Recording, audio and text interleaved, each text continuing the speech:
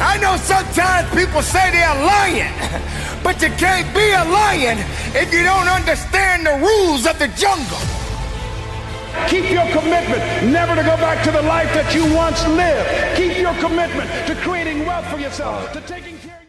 We're not live or anything like that. So yeah, that's fine. If you say that needs to be edited, I will. Otherwise, usually I just let it go raw and whatever. I don't get upset over blunders and stuff. But I guess the initial process is, have you done podcasts before with anyone? Yeah, nothing too serious, I guess, but I've done stuff like this before. Yeah. I guess the Peak Archery Project is the goal of the project is to highlight and in some ways, I guess, expose success stories, but how they became a success story. And the heart, I pride myself on not just talking about the glorious stuff. The stuff that people need to hear, but they don't necessarily want to hear, or they know and they refuse to admit that you know what I mean? Yeah. I shot, as someone, I've got a pretty vast experience in all three disciplines, Olympic, compound, but Barebow has definitely been my niche in the world. Yeah. That being the Barebow project. I absolutely love Barebow. I love Olympic recurve, compound so-so. I love compound too, but just for 3D.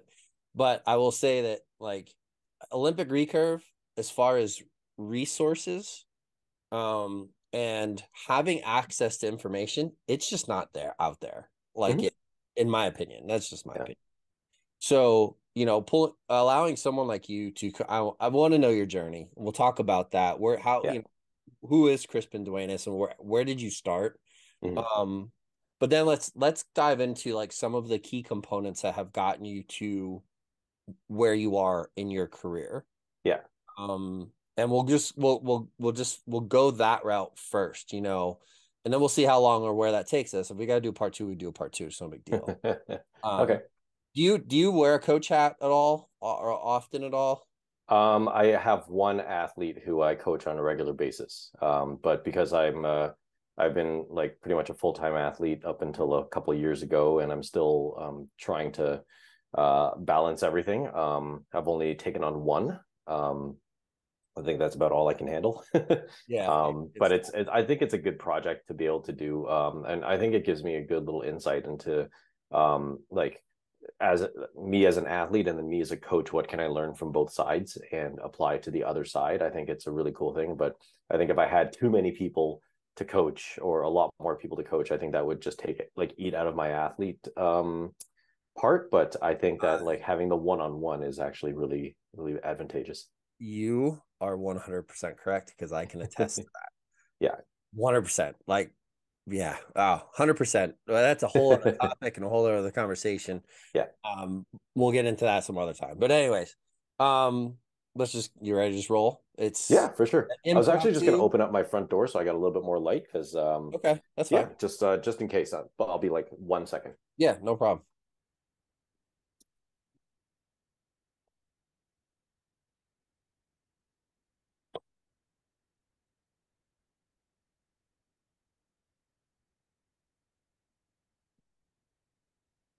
Yeah, I think that's a little bit better sunlight coming in.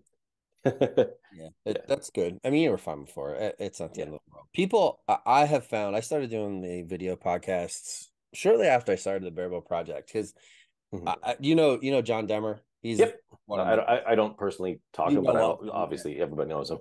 He's probably one of my best archery friends, and I would say that like we just the antics and the back and forth and like seeing the emotional side or like the actual physical emotional side of the discussions. And like, it means something to people. People enjoy that. There's no question. So that's why I do the videos. Some people like them. Some people don't. It is what it is. But anyways, all right, we're going to get going. Welcome back to the Peak Archery Project. I am here. Well, this is going to be a dually posted podcast. This is the Peak Archery Project and the Barebow Project are combining for this one because I am here with Canadian national team member, Olympian Crispin Duenas. Welcome to all of the projects, I should say.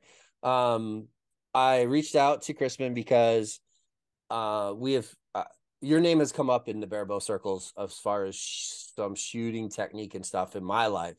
Many times we talk about your deep hook, just overall alignment, stuff like that. Like you got Barebow written all over you, whether you know that or not. Oh, all right. I But feel some recruiting coming and I was along. like, yeah. But we also there's some parallel stuff. Like I know you're heavy in the fitness and some other things, and I wanted to look for some ways to get some more Olympic recurve information out there. And you are on the priority list of people that I would like to talk to. So thank you. Absolutely, man. So, sir, let's just get into the kind of the beginning of where did Crispin Duenas come from? How did you come to find archery, and what has that journey look like? So I came into archery by complete fluke. It was a complete accident. I just happened to mention archery to my grade 8 teacher, and he just so happened to be a member of an archery club. And so he just like pulled open a drawer in his desk and he's like, here, try the Archers of Caledon. And so I was like, oh my gosh, this is like, that's pretty cool. So me being the 13-year-old or whatever you are in grade 8, asked my parents if we could go out and look at the Archers of Caledon, and they had these Saturday morning lessons, and that's where I started. And I actually started as a compounder, because I think compound was just an easier bow to get into. And obviously, as a teenage boy, you're like, oh my god, that bow looks so cool. So I had this magnesium risered Hoyt compound from back in like 1999 or whatnot. It was probably a mid-90s bow. Heavy as who knows, but who cares? I didn't even care. It was a bow. It was great. And I shot it and I actually I shot something called the Ontario Summer Games, which is my province's like summer games, and it's a multi-sport event and everything, but you have to be under the age of 21, I think, to compete, or under the age of 18. I don't remember. But I competed in that, got silver there, and I was like, oh my god, this is amazing. I love this multi-sport thing. I love like seeing other athletes here, other disciplines and everything. And like, is there a bigger version of this? Is there a higher level? And one person's like, yeah, the Olympics. And I was like, oh, all right, cool. Oh, wow. I want to try. I want to try for that. And then he was like, oh, but you're holding the wrong bow. And I was like, what do you mean? And he's like, well, they don't have compound in the Olympics. Well, as of yet, we'll see. But at the time, this is back in 2000. That's when my Olympic flame got lit, right? I was like, oh my god, I want to do this at the biggest level possible. And so I told my parents I had the wrong bow and said I need to get an Olympic recurve. And so they said, well, let's not drop your compound stuff just yet, because that's what you know and that's what you were doing okay with. Let's try to get like a really beginner recurve for you, and you can shoot your compound as well. So I was like, okay, that's good. And so back then I actually had no coach. I had come out of the lessons at the local club, was just doing everything myself. YouTube wasn't a thing back then, so I was just trying to see who the big guys were on the field and just try to like mimic what they were doing and ask around and stuff like that. I was probably the annoying kid that everybody was like, oh, he's here again. But I was able to get an Olympic recurve, thankfully, from my parents. And we used to shoot the 1440 round, the FIDA round. Yeah. And we used to do a double FIDA every weekend at the same club. And so I would actually shoot the FIDA with my compound. And then once the compound was done, I would, like after we finished off with 30, scores were tabulated and handed in. After 30 meters was done, I would crack out my Olympic recurve and start shooting that just at 18 meters, just to, I think I was there at the club. I was present. Let's go shooting, right? And so I was shooting, and then at that time, this strange old lady came up and started looking at me and looking at different angles on me and everything. And she called a friend over and she said something to that friend, and they looked and they were like, yeah, like, and they started nodding. And I was like, this is really strange. I've never had this happen to me before. And she came up to me and she was like, hey, what's your name? And I said, oh, my name's Crispin. She's like, oh, okay. Who's your coach? And I said, I don't have one. And she said, well, can I coach you? And like, I was like, hey, like if somebody's given like advice and stuff, like, why not, right? So she was like, okay, let's get together, and I'd like to work on your form, because you've got some really good alignment, and we like I think we can work on that, and we can make that work really, really well. But I'm going to be away for the next couple of weeks, out in Sydney, Australia. But when I get back, I'll give you a shout. And then she handed me her card, and it said the Olympic coach on it, Joe McDonald. Wow. And I was like, oh my gosh, like talk about luck yet again. So she had found me like a week or two before she left for Sydney. So yeah, complete luck in my the beginnings of my archery. And since she had so many connections and everything, she knew how to train somebody to get to the Olympics, instill in them the work ethic that it takes to be like to get to where I am now. And so yeah, that's how it all kind of started. So I guess and that's a very familiar journey for a lot of youth archers, but the percentage of the ones that make it to the Olympics is very Yeah. small. Yes. And while this is unscripted, I'm curious what the relationship is to those numbers. Like, what is the thing that's holding so many archers back?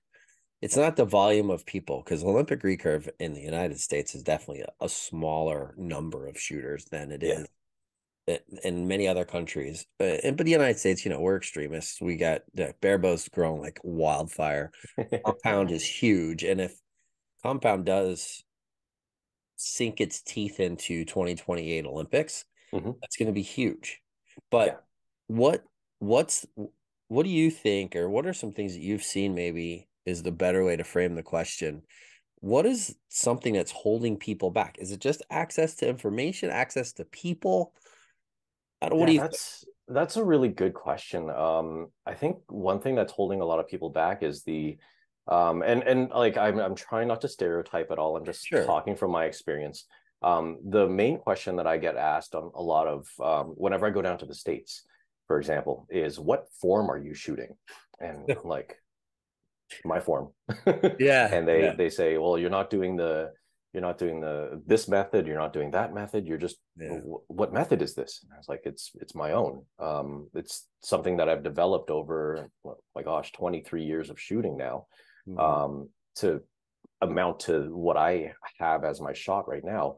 So I think a limiting factor is a lot of people try to fit themselves into this puzzle piece of what form should be.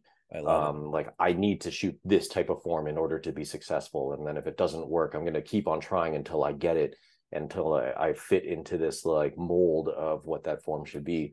Granted, a lot of people do fit into those molds. There's some people who just don't. It's all biomechanics.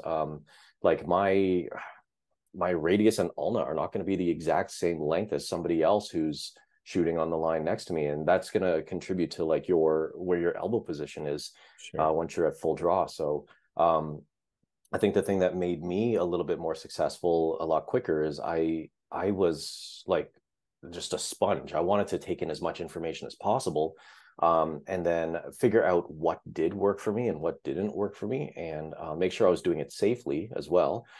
Because in the 23 years that I've been shooting, I've, like, knock on wood, never had any injuries from archery.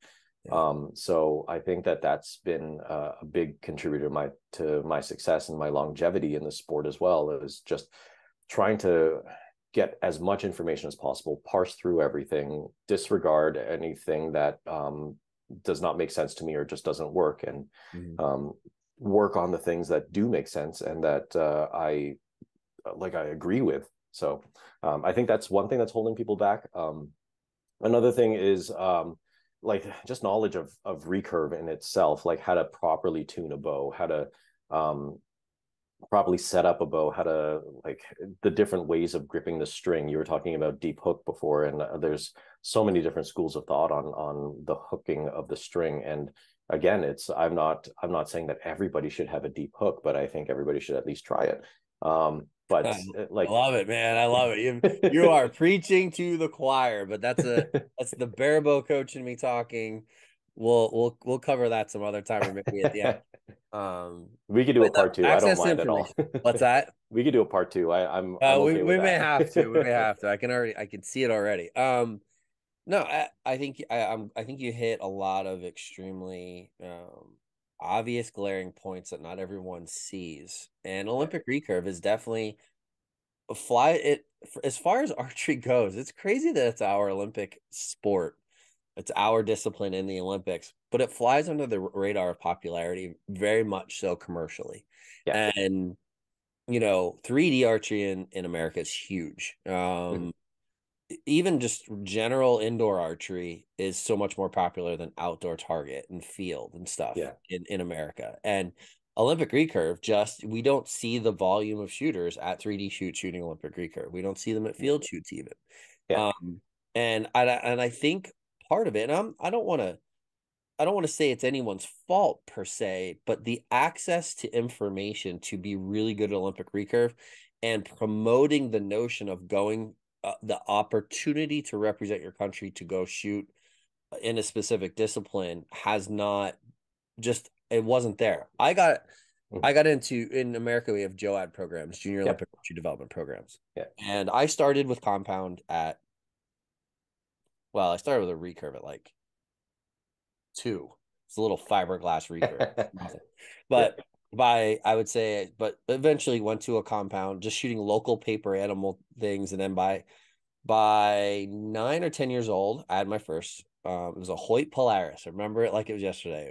Wood 3-piece bow. Yeah. I had my first Olympic recurve set up shooting for, I don't know if you remember Melanie Skillman she was on the women's team in America back in '88 in Korea. No. I know her dad was my coach. And, okay. Yeah. That's how I found Olympic recurve and come to love and appreciate that type of archery. But it wasn't well known. I wouldn't have known about it if we didn't go look for an archery program. That's how I found it. Yeah. But I do wish, though, in some ways, and maybe in some ways, the compound thing, if that does go through officially, maybe that will actually help Olympic recurve in some ways on the back end. I don't know. Just shooting at the hip a little bit on that topic. That's a whole other topic for who knows, a panel of people, the whole compound thing. But shout out to Bo Junkie Media, because they're doing all kinds of coverage with that right now. And I will give Greg Poole credit there. He's really pushing the compound side, but that's his realm. That's where he lives. So that's cool though. Moving forward in the conversation and just kind of talking about, where did Crispin Duenas come from, and what age were you when you knew the Olympics was that's the thing that you were going after? 13. And in my first year of shooting, I was like, I want to get to the Olympics. And so that was my the thing at the end of the tunnel that I had to get to. Right. So it was always kind of a dream of mine from the start. And then, but figuring out what the heck I had to do to get there was also just a feat and a half. Just because you're already that's the segue. So you're already going down that path. So let's talk about that, because very few 13-year-olds, myself included, shooting Olympic recurve at 13, understood or was mature enough to handle. Might be self-reflecting here. The dedication and what sacrifices need to be made for that journey. Let's talk about that for you. For me, I think it would be very different than 13-year-olds of this day. I will put that out as a big asterisk, because every single kid has one of these things in their pocket now. That is a super big distraction, right? And me as a high school teacher, I know that firsthand. But back then, we didn't have that distraction. I found out that you don't just shoot arrows and start to get good at it without a whole team of people behind you and a whole plethora of other things that you have to do outside of archery. So I was actually really lucky to be able to attend an athletic high school. It's a high school that had it's called Birchmount Park Collegiate Institute. And they had the BEAP program, which was Birchmount's Exceptional Athletic Program. And you had to be accepted there as an athlete. And so on a whim, I had tried getting in there as an archer. I had swimming and karate actually as other sports that I was doing at the time as well. So I was already an athletic type kid. But they said, oh, it'd be really cool to have the first ever archer in the Exceptional Athletic Program. And then they're just I think one of the things is like, what do you aspire to do and stuff like that. They want to know that when you go into this program, you're in it for the long haul and you're not just there because you play like, you know, ultimate frisbee on the weekends. Right. So they asked me like, what do you want to do? And I said, well, I'm aspiring to become an Olympian, and like I think I could really use this program to help me out and learn what I need to do in order to become an Olympian. And they accepted me, which was really, really cool.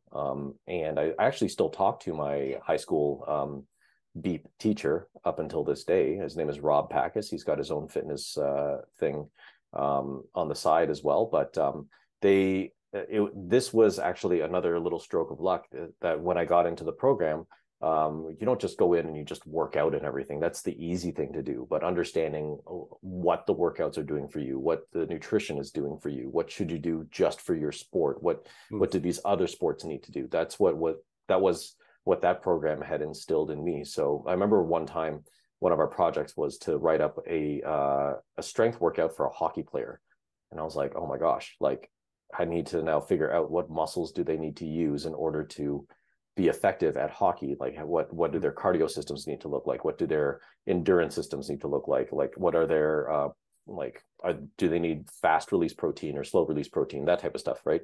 And then eventually you could model it back into your own sport. And that's when I started thinking, okay, what are our goals in archery? Well, archery, like one of the big goals is to take your bow shoulder and keep it down. Well, what muscle actually keeps your bow shoulder down? Well, that's actually this big muscle over here called the lat, right? So I went up to my coach, Joan, and I was like, hey, Joan, did you know that the lats keep your shoulders down? And she's like, oh, we've just been telling people to keep their shoulders down. And I was like, no. If we like, and I was like the kid who just discovered gold, right? I was like, oh my God, if you go into the gym and you actually do lat pull down and you do it a bunch and you're able to engage just the lats to pull your shoulder down. And I actually, like, I told her, I think if you actually get onto the machine and you shrug your shoulders up, but when you're actually pulling down, you start by pulling your shoulders down first and then doing the lat pull down, and then keep your shoulders down and then let the shoulders release back up. I think that could actually strengthen your lats. And Joan was like, oh, I think you might be onto something. Okay, go do that. And we'll check back in a couple months and see how it is. And sure enough, like that's one of the things that I was like, oh my gosh, this is how I can take the knowledge of like good kinesiology and put it into archery, just by knowing what are our goals and what are the muscles that are needed in order to achieve that. So I think that's another thing that helped me out in that respect. It's a rare choice for a young person to really dive deep into. Yeah. I think I might have been just an obsessed kid. I think if there was YouTube, I probably would have been watching every single archery video out there. But like going through high school, again, I didn't have the distractions of the phones, luckily. But I did know that after school, it was like 2 or 3 nights a week, I have archery practice with Joan. And I knew that I didn't want to have to come home and have to do homework once I got home from practice. So I was one of those kids who, like at lunchtime, I was rarely hanging out with friends, or if I was doing homework while I was sitting there in the hallways with my friends having lunch, just doing homework. And so I think that was a prioritization skill that I learned in high school of like, what do I need to do after school? Well, I need to do X, Y, Z. But if I'm going to be doing that stuff, what do I need to do during the day in order for me to get to do that stuff after school? And that's where I learned this thing called compartmentalization. So my schoolwork, I tried to do it at school. And when I was at home, I did my home stuff. And when I was at the range, I did the range stuff. And I try not to let everything weave into each other. Obviously, some days it had to, because you just can't help it sometimes. But having that ability to just be able to say, okay, I'm doing this at this time, and I have this time limit to get it finished in, I think that keeps the goal setting mindset in you. I still use it to this day. Like when I'm marking papers now, I'm like, okay, I have to get through this class and I have this much time to do it in. Like, how many questions per hour do I need to mark? It's kind of one of those things that just lived with me afterwards. There is a carryover to the shot process, whichever shot process you shoot or form you have. But there's a carryover to that, the ability to compartmentalize a shot in some ways, in my opinion, from a coaching standpoint. and being able to do that in the right moments, not Yes. letting your emotions step in, but keeping yourself in that compartmentalized state of I need to focus on the task at hand and not let these other outside liars influence me. Yeah. So it's no surprise to hear that that was something that you learned early on, unrelated to archery, but you definitely have carried a level of success that may attribute to your natural ability or a lesson learned early on outside of archery that's carried over to your career. So that's pretty cool. I knew you had a fitness, I want to say, a background. Do you like have any degrees in kinesiology or anything, or is that just something that you just dove into really deeply? I just dove into it real deep. Okay. Right. A lot of teachers think I have a phys ed teachable, like I can teach phys ed, but like for those of people who don't know me, I'm actually a high school teacher by day. I teach math and physics, but everybody thinks that I'm a phys ed teacher, and I'm like, no, I actually don't have a qualification to teach phys ed. I am so glad that Larry Wise is not on this podcast with me this time, because he is a retired math teacher of like 32 years. Yeah. And Larry's like my mentor coach from mostly the compound side, but and I joke all the time because he's very organized and like, well, what do we got to do, Frank? We have to make a list, and we like when we talk about a podcast or a seminar or a class or. So you guys would be like two peas in a pod. We would never get anything done in an episode. But anyways, so the fitness side, you still actively work out now? Yeah. Like what's like, what kind of program is it? Do you program yourself? What kind of stuff are you doing? Are you doing stuff specific to archery or just general overall health or? So I do all the programming myself. I write my own workouts. We did have a strength and conditioning coach before Tokyo. But after that, the Archery Canada started remodeling things and everything. And actually I was basically long story short, I just started writing my own stuff. And that was just based off of the things that, like I said, I figured out in high school. What do I need to work on? What do I need to focus on? What is my, it sounds very Zen like, but I don't know what it is, but what is my body telling me I need to do? Like, am I feeling achy in my lower back? Am I supposed to work on a little bit more core this week or whatnot? So like I will hit on certain things like consistently, but when I feel like, oh, hey, this part of my body is not actually feeling that great, let's put a little bit more focus into this one. I kind of do it on a whim like that. I know it sounds a little bit strange, but I do try to listen to my body, and I mean, and accommodate for what it's telling me. Cardio is definitely big in my world now, since COVID hit and everything, and lots of things got shut down. My wife actually tried to learn how to run 5K. And that's when she learned that she absolutely hates running. It sounds like my wife. My wife says, if I'm running, you better be, somebody else better be, because I hate running. Yeah. So and I like going out and going on for like just a good short 5K jog. Just to, like, honestly, at the end of the day, after work and everything, if you just get out there with your music and you're just like peaceful, just going out for a jog, it's so beautiful. I love it. Runner's high is a real thing. It's a thing. It's a real thing. Definitely I've only experienced it a couple times, but I can. Well, 5K isn't typically long enough unless you run really, really hard. Yeah. Like if you're pushing 22, 23 or less on a 5K time, like it's hard to get to that state. Yeah. Well, like I've done a 10K before, and I've done like 7 or 8K, and I've definitely felt it on those ones where it's like, how did I end up at 10K? But okay, cool. But when after my wife learned that she didn't like running, I was like, okay, let's try biking. And so we went out and got some road bikes, and we love it. So we'll go and try to, she wants to complete her first Imperial Century. She's done a metric century where she's biked 100 kilometers, but she wants to be able to bike 100 miles. Oh, wow. So that's 160 kilometers. It'll take a little bit more training to get up to that one, but she can do 80 kilometers, no problem. Wow. But like once you start getting up into the triple digits, it starts to, if you're not mentally prepared for it, and if you haven't fueled up right, it starts to be a little bit more of a drag than fun at that point. Yeah. But like we've got some rides that we have planned for the summer if we can make it happen. But like cardio is top of my list, core is top of my list, because when you're doing this archery thing, like core is definitely key. I know that a lot of archers have started going this route, but proprioception in your ankles and your lower body is really important as well.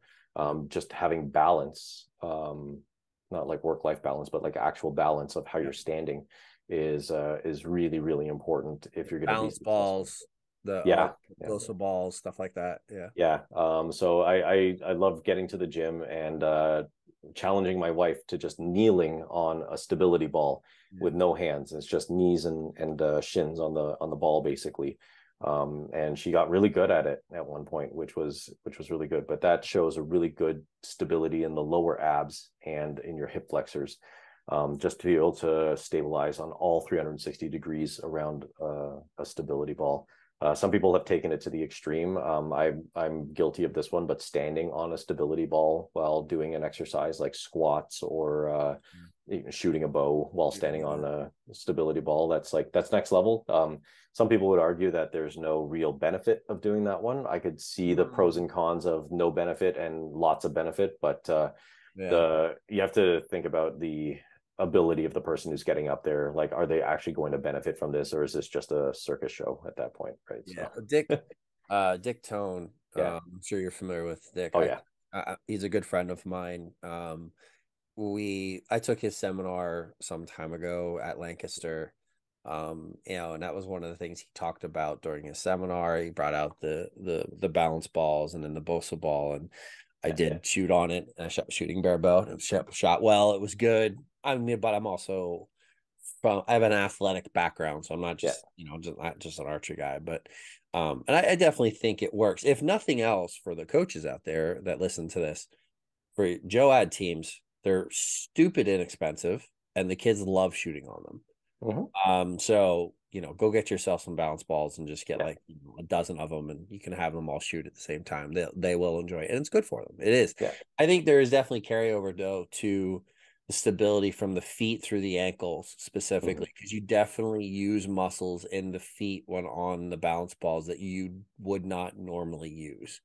And if you can learn to engage those, kind of like the idea of the lat pull downs, and learning to engage those muscles, it will be easier to really truly get into your back and be stabilized properly at full draw. So I think that's some really good stuff, because there's not enough archers really take fitness seriously in my opinion. I completely agree. We used to actually have fitness testing on the Canadian team. Really? To get funding to get onto certain teams. There used to be fitness testing. I know Team Germany still implements that. They still have fitness to get onto their teams as well as good shooting. Does Canada have any stipends or assistance for actual athletes, like, at all? So we have this program called carding. So if you're a carded athlete, you basically are getting tax-free money from the government for training. It's not enough to live off of, but it's a good enough amount that you're not, like, if for on a training like budget, you can make all of that stuff work. So that's how, like, for funding to get your card, if you were a potential carded athlete, you had to complete certain fitness tests.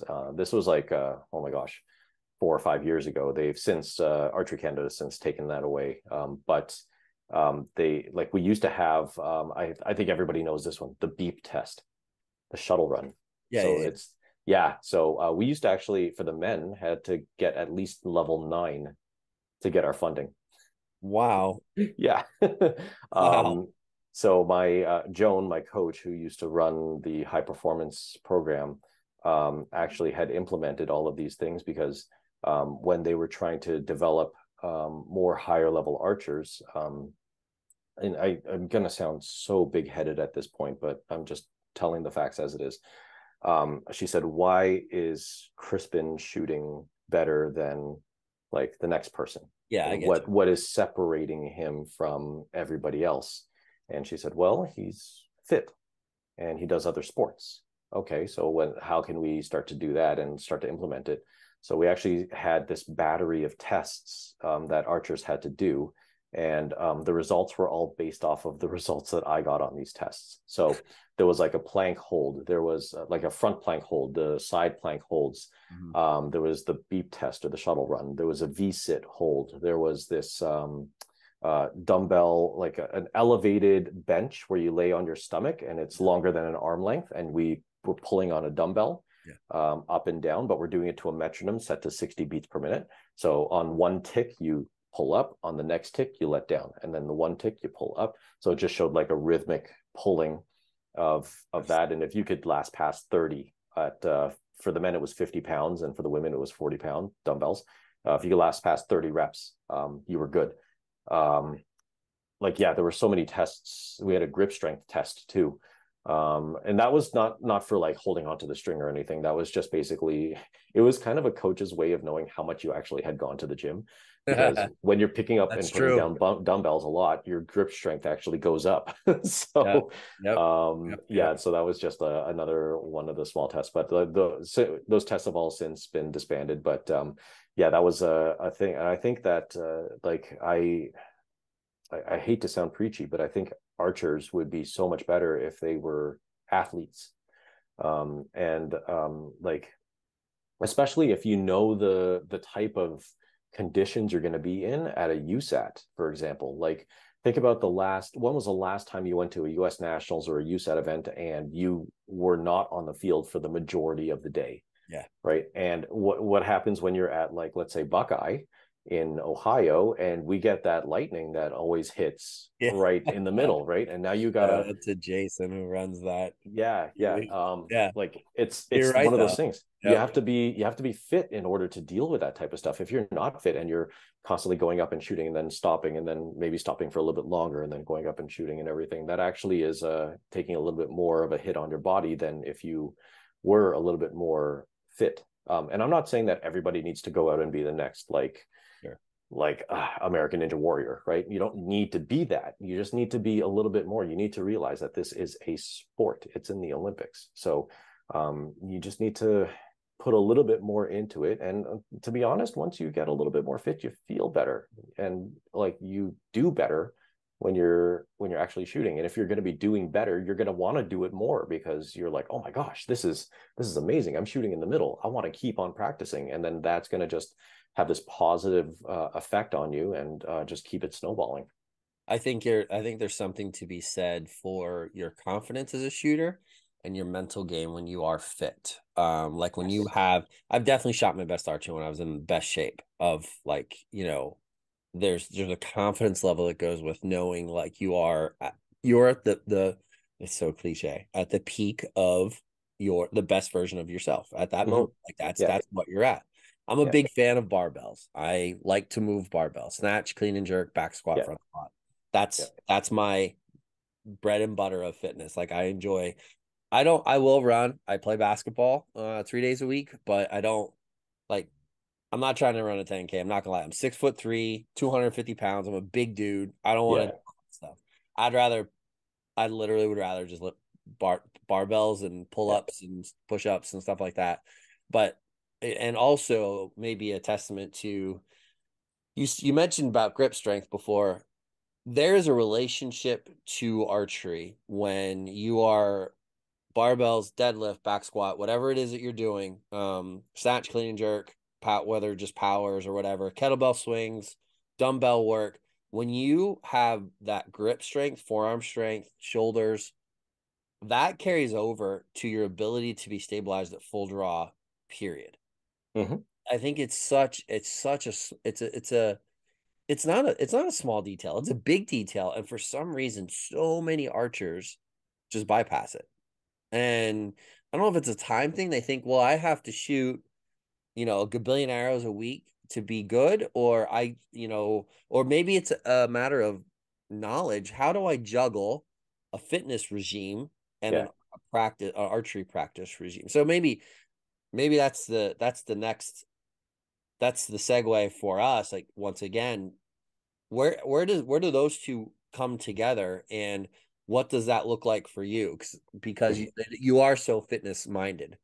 Yeah. Where does that happen? Where do those two intersect, and how do you manage both of them?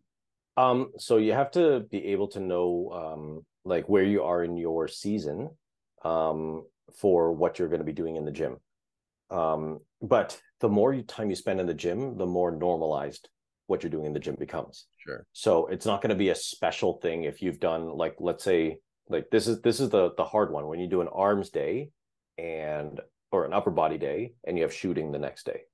That's always the big one for archers, and that's what a lot of people try to avoid, because they know that their shooting the next day is probably not going to be the best, because they've like torn and just worked all of the upper body muscles. But right. The more you do it, the more normalized it becomes, and the more used to it you're going to be able to be. So when you first start out with your workout regime, like, I think anybody who's actually just starting from like zero, from absolutely nothing, if you just planked for 5 minutes before bed every night, you'll see actual results overall in about 2 weeks. And I've had in as short as 2 weeks. I'm not going to be guaranteeing buy two now and get one free, but like I've had people where I've said, like, hey, if you just plank, the muscles, like the stability core muscles that are going to be engaged there, are going to be working. You have legs. You have to have flexed quads in order to keep your legs straight. There's no doubt about it. You have to. So you're actually working your legs out at the same time. Depending on, sorry, such a good point. But yeah, it's a full body thing. Where your shoulders are going to be. Like, are you going to be doing like an extended plank? Are you going to be doing just like a normal plank where your elbow is like right underneath your shoulder? Are you up on your in a push-up position type thing? Like, it doesn't even matter, because you're actually using shoulder stability muscles at that point, right? And then suddenly, if I say 5-minute plank, everybody's going to be like, oh my God, that's so long. But you do it for about a week or two, and you're like, oh, 5 minutes. I can actually plug that off in just one go, and then just brush my teeth and go to bed. But you don't even have to just stay on the front. You can actually rotate off to the side. But that motion of rotating is actually like helping to train your rotator cuff and keep it strong in under like an underload motion of rotating from here to here and then other side and back, right? So that's where you can start. You don't even have to get to the gym. But once you do get to the gym, if you start off with like 2 days a week, like once during the weekdays and once on the weekend, I think that's absolutely great. I mean, it's better than nothing. And you don't have to be a pro at it. You just like, there's a whole, like every gym out there has the machines, and the machines have instructions on them. So if you can just go up and you just just bite the bullet and get onto a machine of like the muscles that you want to work, right? It's going to show you how to do it. And chances are, if you're doing it wrong, somebody from the gym is going to come over, hopefully a staff member, not a creepy person who's, not even sweating.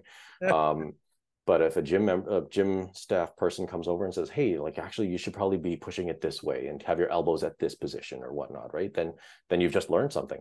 And you can easily take that over into dumbbell work or barbell work once you start getting more advanced. There's tons of opportunities to go on YouTube and find some like, there's just so many options. I mean, I definitely am a CrossFit style. Like, I like that world, and I know a bunch of personalities within that world.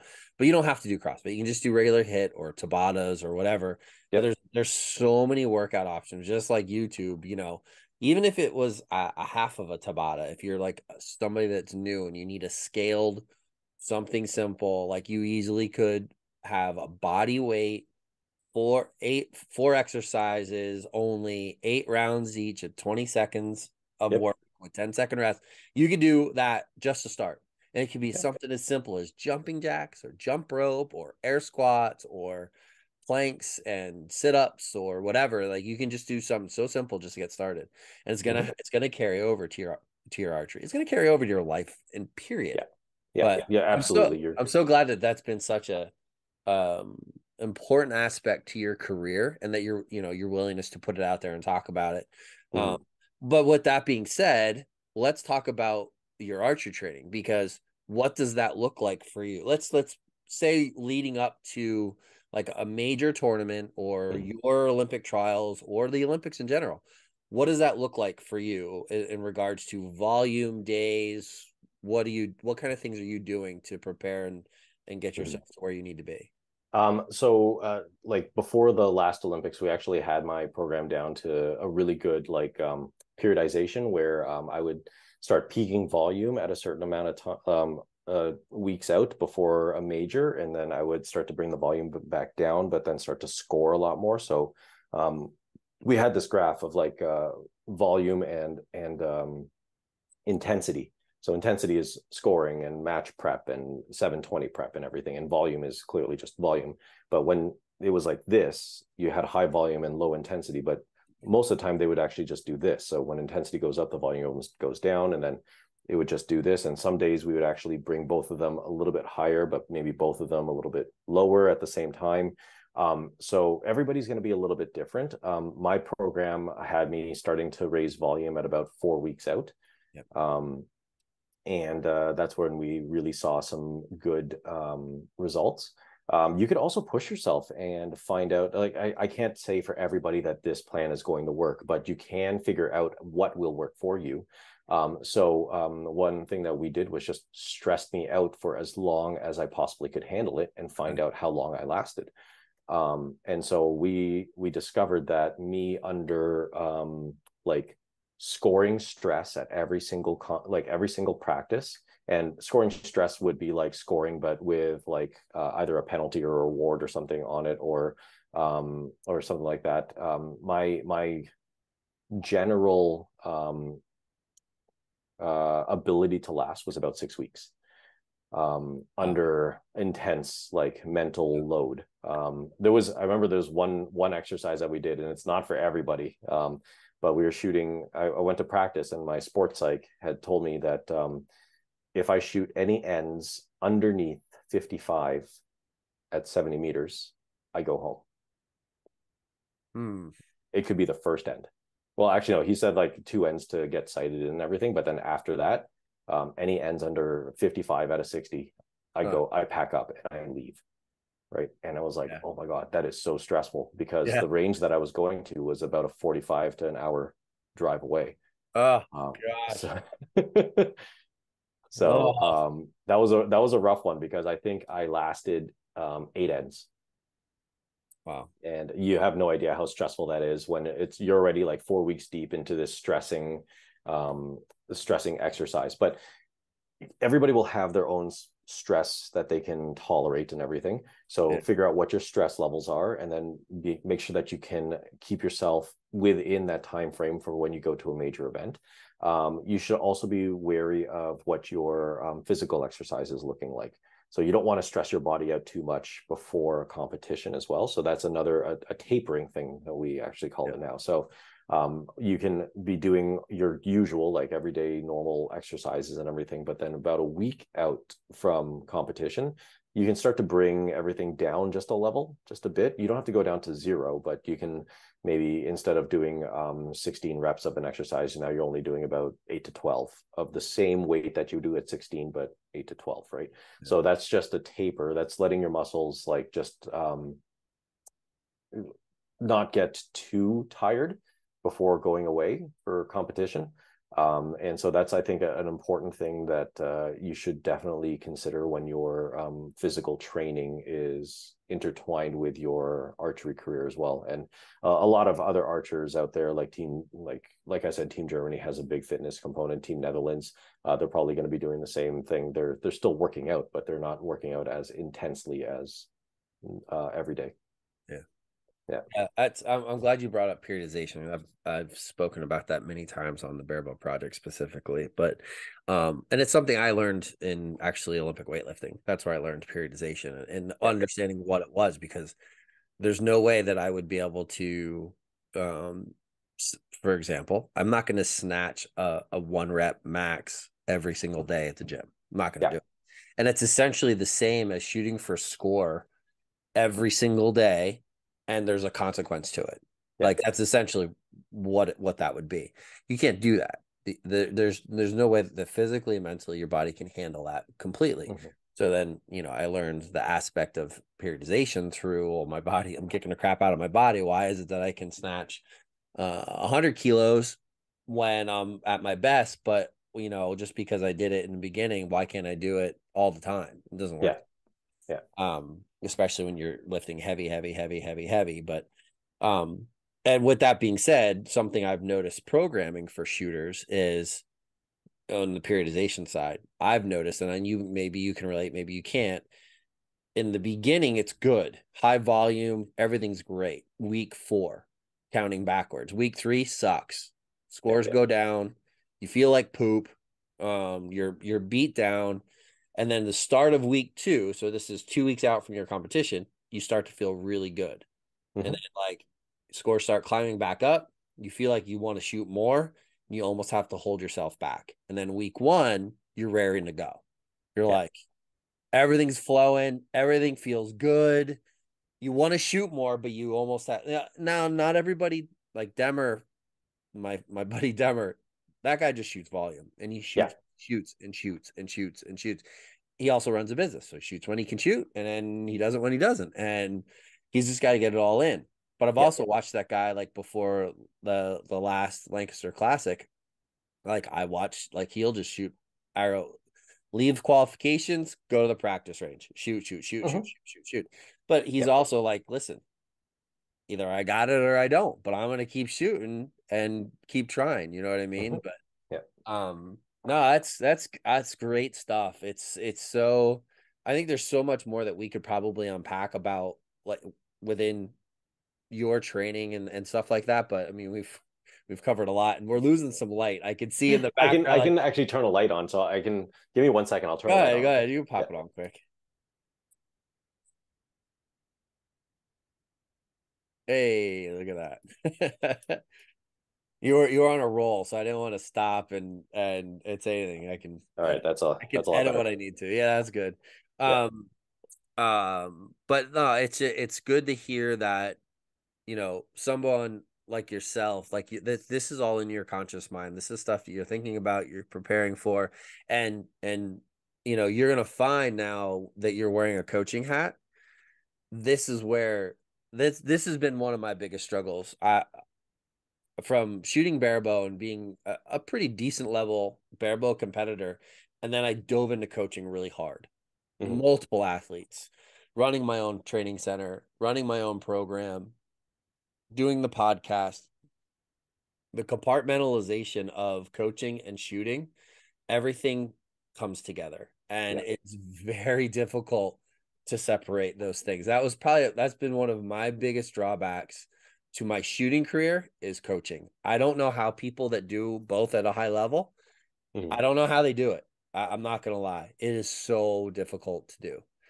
So save the extreme amounts of coaching until you're done competing. Which is why I have one athlete.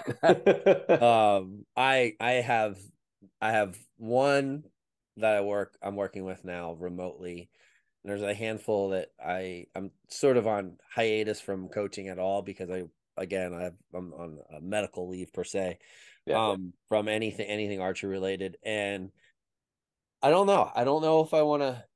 I will tell you, I'm getting back into, I want to shoot. I want to enjoy competing again. And while coaching, I did not enjoy it, because my mind was always someplace else, worrying about what are they doing? What should they be doing? What aren't they doing?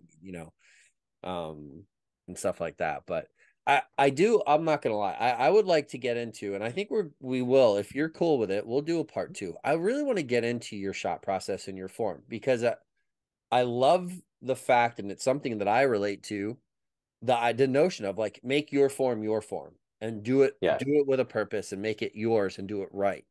And there's aspects of your form. I've seen multiple videos of you shooting. I've watched you shoot the classic many times unknowingly. Don't worry, I'm not a stalker, I promise. That's okay. But there's things that you do that I find, what's the word? There's characteristics of your shot that I advocate for as a coach, and I want to know why you do them. And the deep hook and all that stuff is part of it. But that, again, I think that's going to be a separate episode. We're going to talk about shot process and form for Olympic recurve, what you do and how you do it. How's that sound? I think that sounds great. I'm like, there's no secrets to archery. No, I hate to break it to everybody out there. There's no this like magic golden ticket that once you get handed it, you're going to be like this amazing shooter. It doesn't happen overnight. You got to do it, but you got to figure out what all the good guys out there are doing. And if you talk to the guys who are like, for example, like me, who has their own shot, I've made my own shot from 23 years of just doing what I felt was right and what I knew worked for me. People can probably figure out and say, oh, hey, oh my God, that part of your shot is actually something that that I can use. We actually had an aha moment with me and my student just yesterday or the day before, either way. I was like, hey, try this. And it's like completely something opposite to what a lot of people think. But she was like, oh my gosh, that feels way better. And I was like, okay, cool. It's completely opposite to what everybody else is doing, but I know it feels good and I know it's relaxed. So let's keep on doing it. And then she shot a PB. So yeah. Can't argue with stats, man. Yeah. You can't argue with stats. If the stats show that it works, it you know, especially repeatedly works. Yes. You can't argue that point. I don't care whose system you shoot. I don't care what you're, you know, you can't argue with cold, hard scores and scores that work, and especially work when it matters the most. Yes, that's absolutely. what I tried to that's sort of like my approach to coaching and teaching shot process and form. I'm a USA Archery Level 4 NTS coach. I'm not going to lie. From Barebow side, I utilize terms of the NTS. I don't really teach the NTS because the one thing that I have found that NTS is great for kids from 13 to like their late 20s and adults into their 20s. It works in that time frame. But you take like I don't know, I got a lot of 30, 40, 50-year-old barebow shooters that don't have the mobility to be able to implement all of those different aspects. And I also think the barebow shot without a clicker requires a little bit of a different approach. So, you know, but anyways, that's a whole other episode. I'm not going to go down that rabbit hole. We've gone long enough. Yeah. Crispin, where can people follow you, find you? Who are the people that have helped you get to where you're at? And let's finish with that. Okay. Well, like the most active thing that I've got going for right now is my Instagram account. It's just Crispin_Duenas. So you can find me on Insta there. There's I actually have a Facebook athlete profile as well. I haven't posted much there just because Instagram just took over and I was able to post more stuff there, but I should get better at that one. But if you can search up Crispin Duenas athlete, you'll find me on Facebook as well. But I know it's only, according to my high school kids, only old people have Facebook now. So yeah, so the Instagram thing is and you have no idea how much clout I get with my kids once they figure out that there's a blue check mark beside my name on Instagram. It's hilarious. Yeah. You're verified. Yeah, I know. But yeah, that's the main one that you can follow me on is the Instagram. My sponsors, oh my gosh, there's so many companies that have helped me out throughout the years, and I appreciate every single one of them. I try not to burn any bridges. I don't think I've burned any bridges at all. My love to all of them. Hoyt and Easton have been with me since 2005. Excel and Trueball Excel is my sights. Stabilizers right now is Conquest. Biter, oh my gosh, those guys at Biter make an amazing product. I tell people that's the BMW of archery because it's the German stuff, but yeah. BCY fibers are my strings that I use. Shibuya Arrow Rest, Shibuya Bow Stand, Angel Quiver. I am part of the OG crowd who still uses spin wings, so Range-O-Matic. So I've just found that they give me the best results from any fletching that I've tested so far. Speaking of OG, the AAE Elite Finger Tab, that is the original Dictone design. I've tried other finger tabs and I always keep coming back to my favorite, which is the AAE Elite Tab. Oh my gosh, what else? When I shot Olympic, I have to rephrase that. When I shot Olympic, that's what I shot. I shoot a Yoast tab now for Barebow, but okay, yeah. Well, to each their own. Yeah, I just I kind of misspoke. I was like, when I shot an Olympic recurve, I shot the AE Gold the last time, but I shot the original Cavalier tab is what I used when I started decades ago at this point. Yeah. Showing my Cavalier. age. Yeah. Absolutely. Jaeger grip. Can't forget about Jaeger Paul grip. Jaeger. Paul Jaeger. He's a good friend, a good buddy. And he makes an amazing product that in my opinion, I love the fact that it's so repeatable. And you don't need to use a consumable tennis wrap on it. You can still use that if you so choose to do so, but he's a very understanding and willing person to work with you in whatever you like, colors you need or small little tweaks or whatnot. He's an amazing guy. I think that's about it.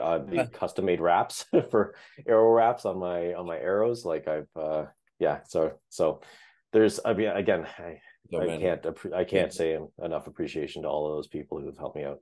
Well, listen, this is an opportunity for you, and if you missed any, let me know. I'll add it in the show comments. But it's a good opportunity for you to show that appreciation, so people learn who are the ones that are supporting people like yourself, so you can continue to be competitive. And it is important. Free gear is free gear. I don't care what anybody says. That's Lancaster Archery. Yeah. Oh my gosh, Rob, he is the man. So I mean, Lancaster that makes a world of difference. That's thousands of dollars that you save so that you can go compete and represent that company. It's a big deal. It's a big deal. Not just free stuff, people. It's literally allowing you to do more tournaments or more travel or whatever. Yeah. But all right, man. Thank you so much for taking your time out. It's Memorial Day weekend, so I know it's kind of tough to get away, but I appreciate your dedication to the sport, the willingness to talk about it. And it sounds like we're gonna have to plan a part 2. I am looking forward to a part 2. I think that'll be a great idea. All right, man. Perfect.